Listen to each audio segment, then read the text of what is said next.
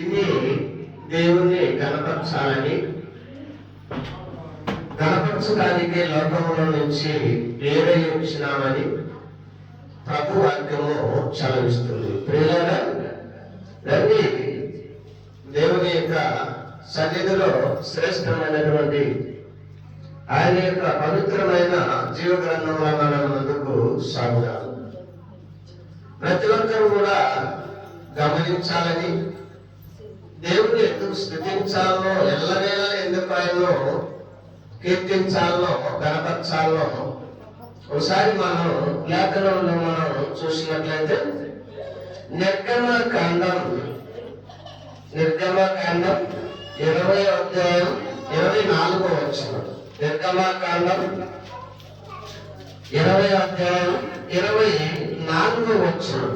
4వ వచనంలో దేవుడు బాగా స్పష్టంగా మాట్లాడుతూ ఉన్నాడు. మాట్లాడుతున్న మాటలు మన హృదయంలో చేర్చుకున్నాము. హృదయంలో చేర్చుకొని ఆయనకు దగ్గర అయిదాం. రండి, దూరంగా ఉండకుండా దేవునికి ఎంత దగ్గరగా ఉంటే మనం అంత దేవుడికి మనం ఇష్టమైన పిల్లలుగా ఉంటాం. ఆయన అనుక్షణం మన దగ్గరికి రావడానికి ఆయన ఇష్టపడతాడు. మన కొత్తలే ఉంటాను తీర్చడానికి రెడీగా ఉన్నాడని వాక్యం బహు స్పష్టంగా కనపడుతుంది. చూడండి, మంటి బలిపీఠమును నా కొరకు చేసి దాని మీద నీ దహన బలులను సమాధాన బలులను నీ గొర్రెలను నీ ఎద్దులను అర్పింపవలెను. నేను నా నామమును దేవుడి ఇక్కడ మన దేవుని వాక్యం తెలియపరుచుతున్నది.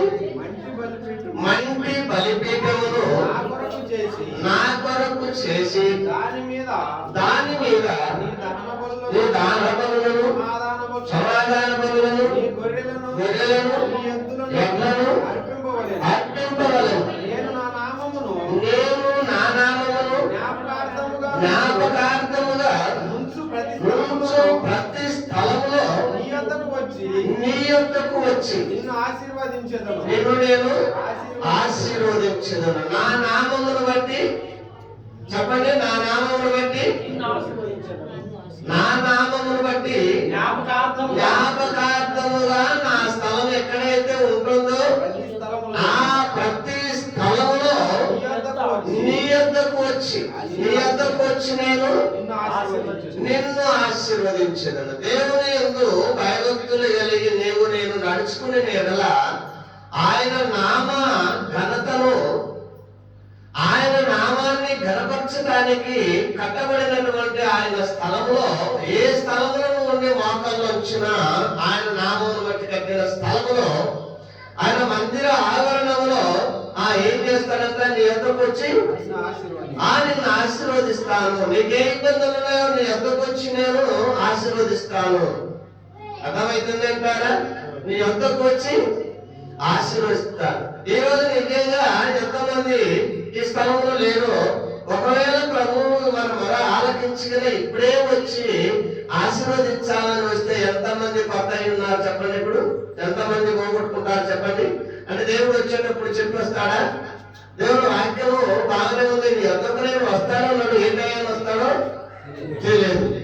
ఏ యొక్క సమయంలో నిన్ను నన్ను దర్శించాడో తెలియదు కదా. అయితే దేవుని యందు విశ్వాసం కలిగి మనం ముందుకు నడిచినట్లయితే, దేవుని యందు భయభక్తులు కలిగిన వారి ద్వారా 26వ వచనంలో ఒక మాట బహు స్పష్టంగా రాయబడినది. చూడండి, నీ యొక్క కొలనుట్లు, నీ యొక్క వస్తువులు, నీ యొక్క పనిముట్లు రాళ్ళను మలవటానికి వాడవద్దు అంటాడు. ఉందా అక్కడ? నీవు నాకు రాళ్లతో బలిపీఠము చేయనప్పుడు మలిసిన రాళ్లతో దాన్ని కట్టవద్దు. ఎందుకని? నీ పనిముట్టు దానికి తగలనిచ్చిన ఎడల దేవునికి స్తోత్రం కలుగును గాక. ఆమేన్. అందరము ఒకసారి దేవుణ్ణి స్తుతించడం తప్పులేదు కానీ, ఆమేను చెప్పడం తప్పులేదు కానీ, నిత్యము ఆమేను స్తోత్రం స్తోత్రం స్తోత్రం స్తోత్రం అంటే దేవుని ఎగతాళి చేసినట్టు. దేవునికి స్తోత్రం చెప్పొచ్చు కదా. ఇప్పుడు నీ పరముట్టు తగలనిచ్చిన కదా అది అపవిత్రమగును. అయ్యో నోరు లేని ఆ పరముట్టు తగిలితేనే అపవిత్రమైతే మరి విధంగా ఈ చేతులు ఎన్ని పవిత్ర పనులు చేసినవి, దేవునికి ఇష్టమైన పనులు ఎన్ని పవిత్రమైన పనులు చేసినాయి. పనికి వాళ్ళని చిన్న నా యొక్క ఆలయంలో తగలనివ్వగలిగినంటే ఆలయాలు ఆగిపోతాయి. ఈ పనికి వాళ్ళు తప్ప కట్టడానికి లేదు భూమి మీద. అందుకు నా నరుడు ఏ పార్టీ వాడు మట్టివాడు కనుక మంచివాడు కనుక వాడిని లెక్కేసుకోవడానికి వీలు కాదనుకున్నాడు ఒక సాట కీర్తనలో. అర్థమవుతుందంటారా? నీ పనిముట్టు నా యొక్క బలిపీఠం పెట్టడానికి రాయిని మలవడానికి అది వాడితే దాని ద్వారా నాకు అపవిత్రత కలుగుతుంది అంటాడు. నోరు లేని ఆ పరముట్టు ఆ పనిముట్టు ఎందుకో తెలుసా? దాన్ని అనేక స్థలాలలో వాడుంటారు కాబట్టి నా మందిరము పరిశుద్ధమైనటువంటి నా ఆలయం పరిశుద్ధమైన ఆలయానికి అపరిశుద్ధమైనటువంటి స్థలాలలో వాడిన ఆ పరముట్టు నా యొక్క రాయిని నాకు కట్టే మందిర ఆవరణంలో నా యొక్క బలిపీఠానికి కట్టాల్సినటువంటి ఆ రాయిని వాడటానికి మళ్ళిస్తే అది అపవిత్రత అవుతుంది అంటాడు. దేవునికి స్తోత్రం కలుగును గాక. ఆమేన్. మన చేతుల్లో ప్రభుతున్నానా? మన చేతుల్లో ఇప్పుడు ప్రభువా నేను నీ యొక్క మందిర ఆవరణంలో అయ్యా వాడబడటానికి ఈ చేతులు అపవిత్రత ఉన్నాయ్యా. నా పెదవులతో నిన్ను గనపరచడానికి నా పెదవులు అపవిత్రతగా ఉన్నాయ్యా. నా చూపు అపవిత్రతగా ఉన్నాదయ్యా. నా నడక పనికి వాళ్ళ నడక నడిచినానయ్యా వారమంతా. దేవాన్ని మందిర ఆవరణంలో యెరూషలేమా నీ గుమ్మంలో నేను అడుగు పెట్టడానికి నేను యోగ్యుడు కాదని ఎప్పుడన్నా మనం మోకాళ్ళ నుంచి ప్రార్థన చేస్తున్నామా వచ్చినప్పుడు చెప్పండి. ఎప్పుడైనా మనం దేవుని యొక్క బలిపీఠం ఎదుట దేవుని యొక్క మనస్సు ఎదుట దేవుని యొక్క ఆవరణంలో ప్రభువా నేను అపవిత్రుడను పవిత్రపరచయ్యా, ఇదిగో నాయనా నీ యొక్క వాయిద్యాలు వాయించడానికి, డోలు కొట్టడానికి, డ్రమ్ము వాయించడానికి, కారు వాయించడానికి నేను అపవిత్రుడను. నా పెదవులు అపవిత్ర, నా చేతులు అపవిత్రత కలిగి ఉన్నాయి. నీ మందిర ఆవరణలో నీ పరముట్టు పట్టుకోవడానికి నేను యోగ్యురాని ఒక్కసారి మోకాళ్ళ నుంచి ప్రార్థన చేసినవా?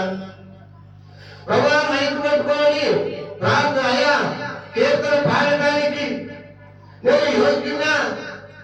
నీ పరముట్టు నీ యొక్క పరముట్టు పట్టుకొని నేను కీర్తన పాడటానికి నేను యోగ్యున్నాని ఒక్కసారి మనము దేవుణ్ణి కనపరుచున్నానా? మన ఇష్టం. అయినా దేవుడు ఏం చేస్తా వచ్చినాడు? పరముట్టును ఆపేసిన వాడు మనం ఆపేయడానికి ఇష్టపడలే. ఆయన ఆపేస్తే అయితే ఒకసారి కోపం వచ్చి మన నడకంతా చూసి మన నడకంతా గమనించి అసహించుకొని పాత నిబంధనలు యెషయా గ్రంథంలో అన్నాడు, ఎవడైనా అసలు నా ద్వారమే తెరవకుండా తలుపు మూస్తే మేలు అన్నాడు. మేలు అన్నాడు. అర్థమవుతుందంటారా? అక్కడ బాధ కలిగి ఉంటుంది ఆయన. అమావాస్య కోరికలు, నియమ కోరికలు, ఉత్సాహ సమాజం అంతా పాప గుంపు సమాజం అంతా కూడి పాపకు గుంపు కూడి సమాజంలో కూడి వస్తే నేనేమో పెద్ద సంతోషిస్తాననుకుంటున్నారా అన్నాడు. అర్థమవుతుందంటారా? దేవుని యందు భయభక్తులు కలిగినటువంటి దేవుని సొత్తైన ప్రజలారా, అక్కడ ఒక మాట మనం చూసినట్లయితే మనకు అక్కడ స్పష్టంగా ఆరాధన చేసేటప్పుడు మన యొక్క సహోదరుడైనటువంటి దేవుని యొక్క పనిముట్టుగా మనకు వాడబడుతూ వచ్చిన పేతురు ఒక మాట మనకు తెలియపరుస్తూ వచ్చినాడు. ఆ ఒక్కదాన్ని పట్టుకొని మనం ఆధారం చేసుకున్నాం కానీ కత్తి మొట్టలు కదిలిస్తే బాగుందేమో అనుకున్నాం కదా. ఎల్లప్పుడూ ఆయనను శుతించడం మంచిది అని నిబంధనలు కట్టడము మన్నాడు నాటానికి కాస్త ఇబ్బంది కాక ఇబ్బంది అయింది.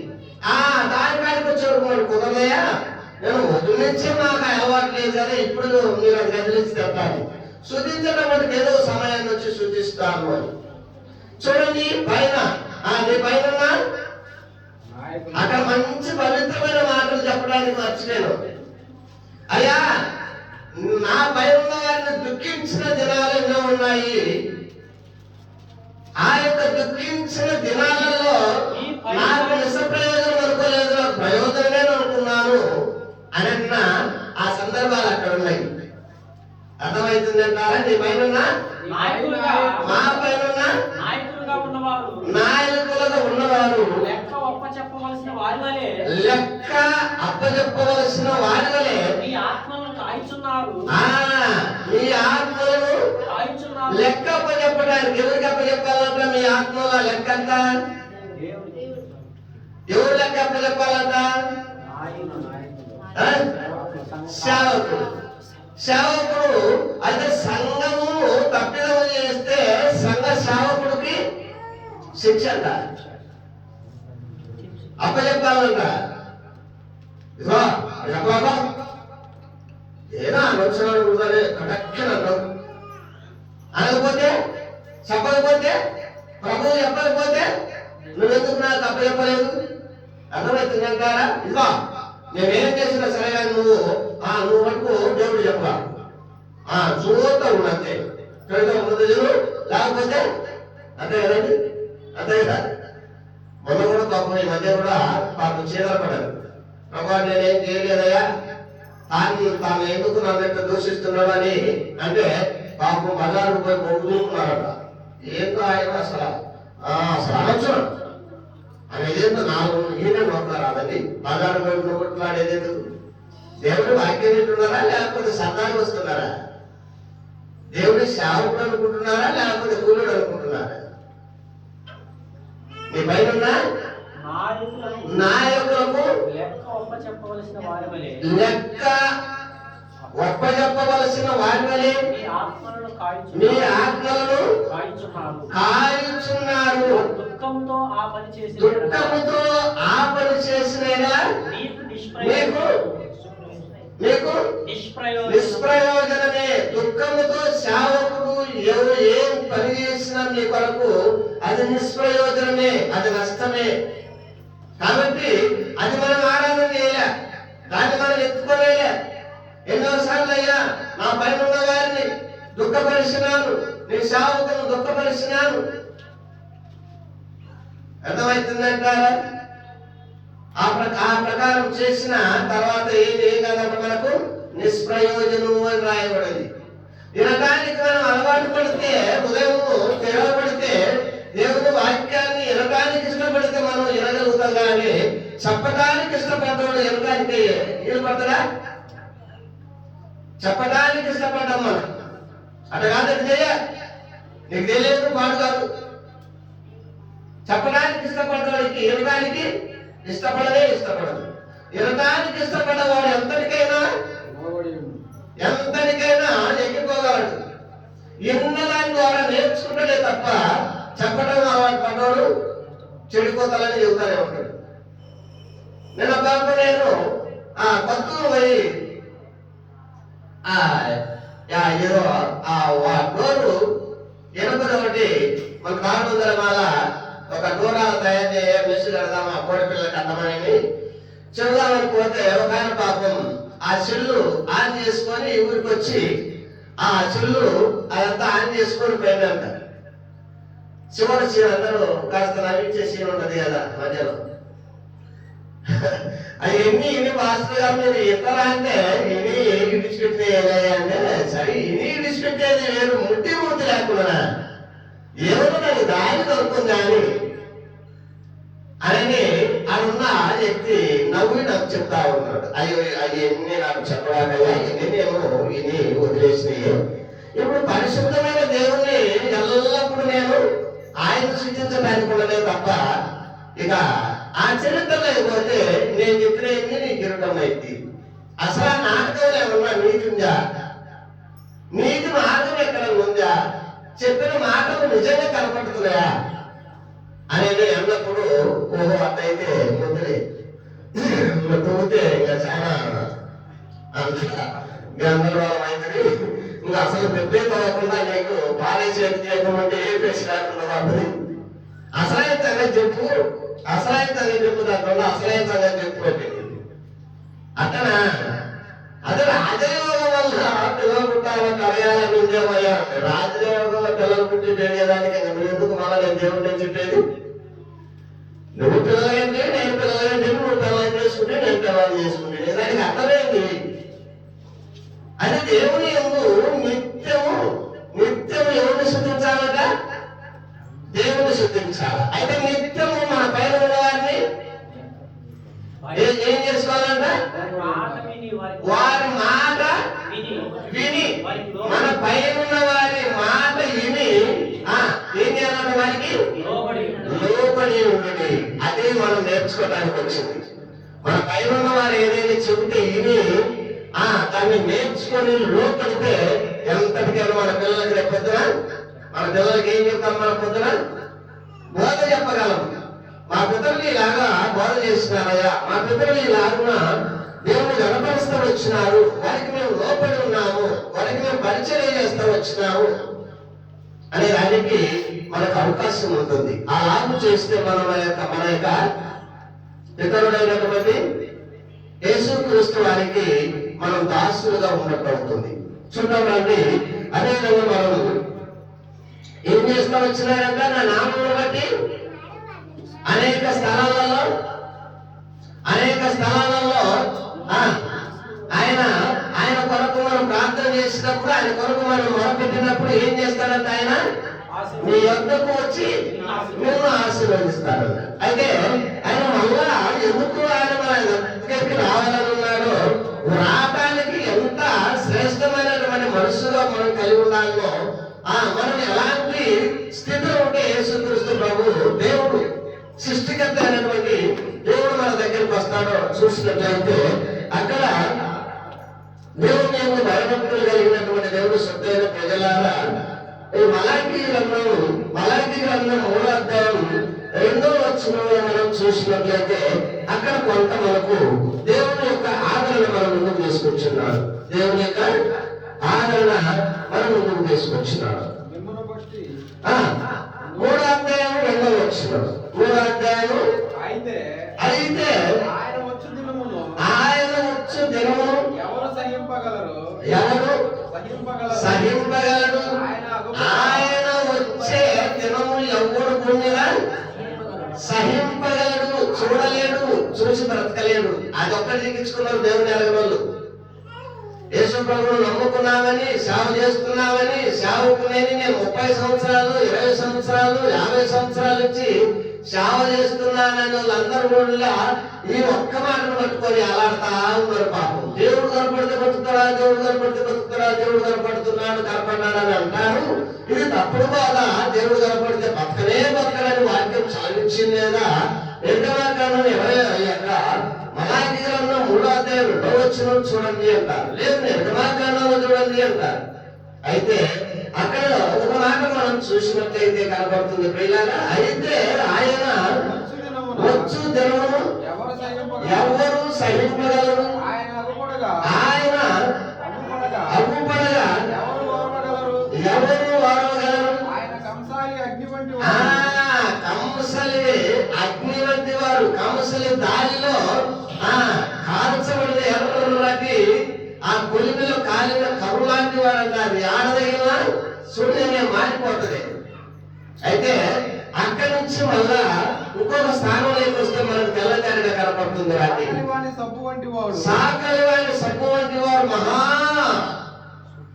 ఎక్కడైనటువంటి మత్స డాగు లేనివాడు. అయితే 4వ అధ్యాయం 2వ వచనంలో మనం చూసినట్లయితే ప్రియులారా, అయితే నా నామమందు భయభక్తులు గల వారి నిమిత్తము నీతి సూర్యుడు ఉదయించును. ఆ యొక్క మహాప్రభావము తగ్గించుకొని, ఆ మహా ఏడిని తగ్గించుకొని, ఆ మహా కాంతిని తగ్గించుకొని ఎట్లా వస్తాడంట?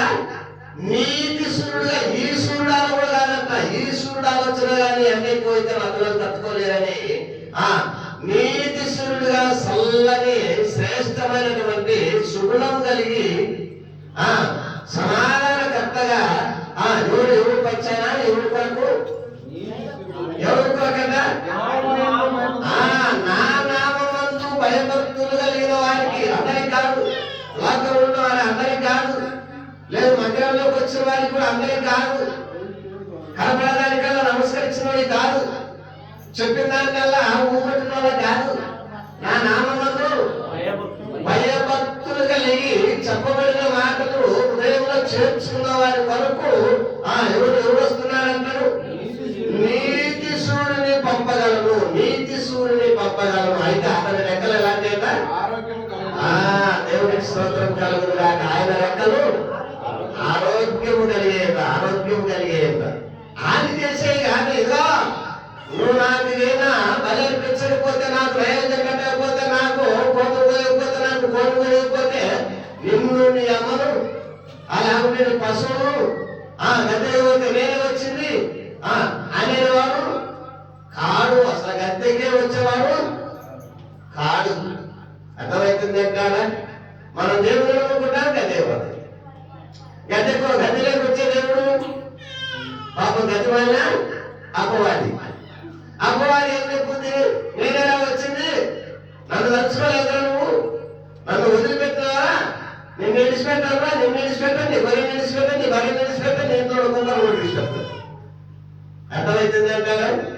అయితే కనికరం కలిగిన దేవుడు ఎలాంటి వాడంటే నీతి సూర్యుడు, నీతి సూర్యుడు, నీతి సూర్యుడు.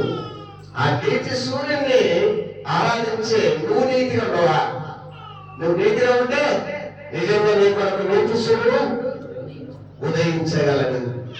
నిజమే నువ్వు నీతిగా ఉంటే దేవునికి ఏ పని అయితే సమర్పించుకున్నావో ఆ పని నువ్వు మరిచి నిజమైనా టైం అయిపోయినా, కాస్త లేట్ అయినా, శరీరము మత్తు కలుగజేసి నిద్రకొచ్చినా, శుక్రవారం నేను మందిరం వెళ్ళాలి, అయ్యో నా బాధ్యత అది ప్రభు నన్ను కనికరించి నాకు ఆ పని అప్పచెప్పిందని నీతి సూర్యుని యొక్క ఆలయంలోకి వచ్చి నువ్వు నీతి కలిగిన పని చేయగలవు. ఆదివారం అనేక పని ఉంది కాబట్టి ఆయన మందిర ఆవరణలో నిజంగా నువ్వు నీతి సూర్యుని ఆరాధించేవాడివైతే, నీతి సూర్యుని ఆరాధించేదానివైతే, నీతి సూర్యుని కనపరిచేదానివైతే, ఎల్లప్పుడూ ఆయనను స్థుతించేవాడివైతే, నీ పైవారికి లోపలవాడివైతే నిజంగా ఆయన పై కొరకు ఏదైతే చేస్తున్నామో నువ్వు కమ్ముడుతున్నావా? అమ్మో జన్మొచ్చరేమో, కీర్తనలు ఆడుతున్నారేమో, వారికి సంగీత ధర్మంగా నేను చేయాల్సినటువంటి పని ఆగిపోయింది, నేను తొందరగా పరిగెత్తాలా? నిజంగా పంచరీ చేసే వారిమైంటే, సాగు వర్షవాదమైంటే టైమైంది, నేను వెళ్ళి ఆలయంలో సాగవర్చాలా? ప్రజలు వచ్చి కూర్చోబెట్టారు. అర్థమవుతుందంటారా? ఆదివారము తెల్లారింది, దేవుని ప్రజలకు, ప్రభు ప్రజలకు ఆహారం సిద్ధపరచాల. నేను తొందరగా వెళ్ళాలా? నా చేతులు ఈ వారమంతా ఎట్లున్నాయి, నా చేతులు ఈ వారమంతా ఎట్లున్నాయి, నా పెదవులు ఈ వారమంతా ఎట్లున్నాయి, నా కళ్ళు ఈ వారమంతా ఎట్లున్నాయి, నా కాళ్ళు వారమంతా ఎక్కడెక్కడ తిరిగి వచ్చినాయి. దేవుడు పని చేయడానికి నేను ఆరాధ కలిగిన వాడినేనా? దేవుడు పని చేయడానికి నేను ఆరాధ కలిగిన వాడినేనా? దేవుడిని ఆరాధించడానికి ఆరాధ కలిగిన వాడినేనా? నేను నిజంగా యేసుక్రీస్తు సొత్తు అని చెప్పుకోవడానికి చిక్కు లేకుండా నేను చెప్పుకోవాలా? దేవునికి స్తోత్రం కలుగుగా, దేవునికి మహిమ కలుగుగాక. వస్తున్నాం పోతున్నాం. ఎందుకు వస్తున్నామంటే దైవం పడికి వచ్చినామయ్యా. ఎందుకు వచ్చినామంటే పిల్లలేక వచ్చినామయ్యా. ఎందుకు వచ్చినామంటే జ్వరంలోకి వచ్చినామయ్యా. బాబు వాళ్ళు జ్వరం వచ్చినా వాళ్ళ బంధువులకు, వాళ్ళ స్నేహితులకు, వాళ్ళ ఇరువురు వారికి ఎక్కడ ఎంతమంది ఉన్నా పాపం 2 రోజులు జ్వరం ఇరవకపోతే అన్నా అలా నాకు జ్వరం వచ్చిందన్న 20 ప్రార్థన చేయి అన్న. చాలా పాపం 2-3 సార్లు అక్కడే కనపడుతుంది అన్న, ప్రార్థన చేయి అన్న. గుడ్లు పంచుతున్నాయి అన్న, ప్రార్థన చేయి. మళ్ళీ ప్రార్థనే కానీ ప్రభు మొక్కలు చూసేది, ప్రభు మొక్కలు చూసేది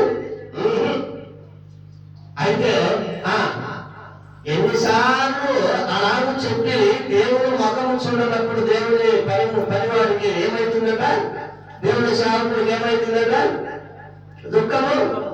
దుఃఖము కలుగుతుంది. ప్రభా ఇన్ని కార్యాలు చేసినవే, ఒక్క రోజు వచ్చి ప్రభా నువ్వు చేసిన కార్యానికి నేను అపాత్రుడనయ్యా, ఏ రోజు నేను నిన్ను ప్రభా లేదు నీ దాసుడికి మొరపెట్టమని నా పనిని దూతలు పంపి నా పని నీ దూతలు పంపి ఆ కార్యాలను నెరవేర్చినవయ్యా నీకు వందనాలని ఒక్క మాట సాక్ష్యం చెప్పుకోలేదే అని దేవుడి సేవకుడికి దూరం ఉండదు. అయితే మరలా చేసిన ఏం కాదు, ప్రయోజనము ఉండదు. దేవునికి స్తోత్రం కలుగును గాక. దేవుని యొక్క భయభక్తులు కలిగిన దేవుడు శుద్ధమైన ప్రజలారా వెంటనే వస్తాడంట, మన వెంటనే వస్తాడంట.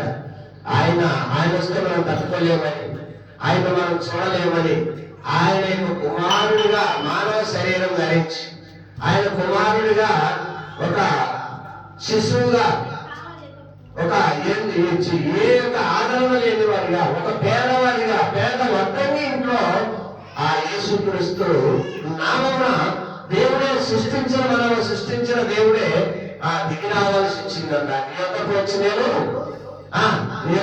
నేను ఏం చేస్తా, నిన్ను ఆశీర్వదిస్తాను. ఎలాంటి ఆ స్థితిలో ఉన్నా నిన్ను ఆశీర్వదించడానికి నేను ఇష్టపడుతున్నా కానీ నిన్ను అనాథంగా ఉంచడానికి ఇష్టపడలేదు అంటాడు. దేవునికి స్తోత్రం కలుగును గాక. చిన్న వాక్యం దేవుడు ఆశీర్వదించి నియమించబడును గాక. ప్రేమ కలిగిన వారులారా, అందరి లెక్కన 4 ఒక మాట దేవుని వాక్యం చెప్పి 4 స్తోత్రాల ఆత్రాల పిట్టకథలు చెప్పింది అస్సలు అర్థం కాకుండా పోయేదేమో. ఈ విధంగా నీకు ఒక చిన్న పిల్లలకు బోధ చెప్పినట్టు, చిన్నపిల్లలకు బడి చెప్పినట్టు చెప్తా ఉంటే కూడా ఆరాధన చేసేదానికి ఆరాధన వచ్చినదే నీకు అర్థం కావడం లేదంటే, ఆరాధన వచ్చినదే నేను హృదయంలో నిలబడడం లేదంటే, నిజంగా మీరు దేవుడి వాక్యం వినడానికి మీరు నిజంగా లోకంలో ఉన్నటువంటి ఎవరికి ముద్దు కొడుకులమై ఉన్నాం మనం ఈ లోకంలో, ఎవరికి ముద్దు బిడ్డమై ఉన్నాం,